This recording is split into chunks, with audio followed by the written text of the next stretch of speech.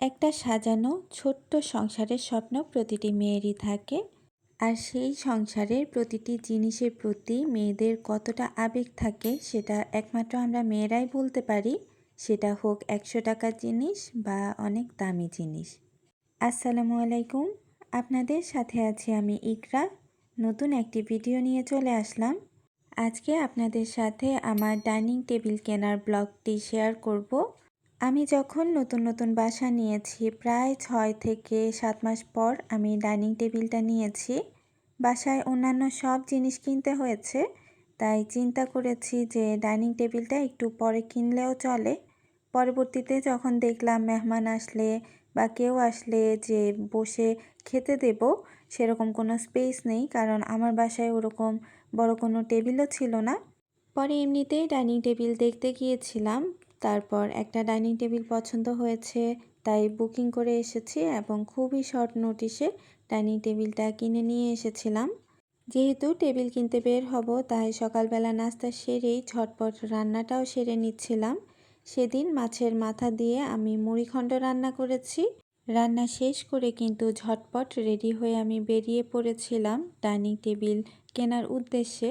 যদিও আগেই বুকিং দিয়ে এসেছিলাম, তারপরেও ওদেরকে বলেছিলাম যে কোথাও কোনো সমস্যা থাকলে সেটা একদম ফ্রেশ করে তারপর দেওয়ার জন্য। আর এসব ফার্নিচার একবার বাসায় নিয়ে আসলে পরবর্তীতে সমস্যা থাকলেও আর তার সমাধান হয় না, তাই হাজব্যান্ডের সাথে আমি নিজেই গিয়েছিলাম ভালোভাবে চেক করে তারপর আনার জন্য।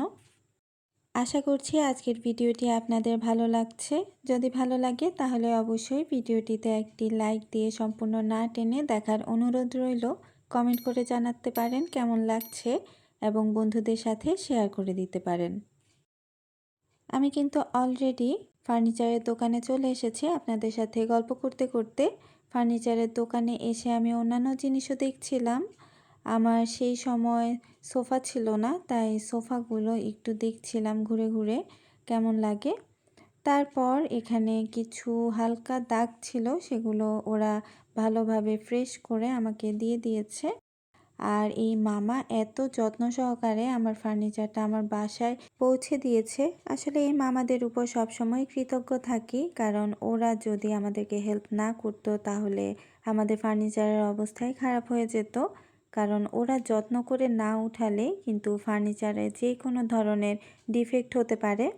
আমার ডাইনিং রুম সেট আপের আগে আমি ড্রয়িং রুমে আমার ডাইনিং টেবিলটা সেট করেছিলাম। এখানে অনেক দিন ছিল। তারপর আমি আমার ডাইনিং রুমটা সাজিয়েছি এইভাবে। এই ছোট ডাইনিং রুম মেকওভারের ভিডিওটা অলরেডি আমি আপনাদের সাথে শেয়ার করেছি। অনেকেই খুবই পছন্দ করেছে। এই ভিডিওর লাস্টে আমি লিঙ্কটা দিয়ে দিব, যারা পছন্দ করবেন তারা চাইলে দেখতে পারেন।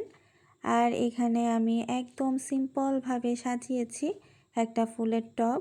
এক পাশে একটু সবুজ রাখার চেষ্টা করেছি, আর এক পাশে একটা ক্যানভাস দিয়েছি। অন্য পাশে 3 পাল্লার একটা আলমারি রেখেছি, যেহেতু এটা আসলে আমার ডাইনিং রুম না, এটা মূলত আমার আরেকটা বেডরুম। এই ছিল আমার আজকের ছোট্ট একটা শপিং ব্লগ। আশা করছি ভালো লেগেছে আপনাদের কাছে। আজকের মতো বিদায় নেব। ধন্যবাদ।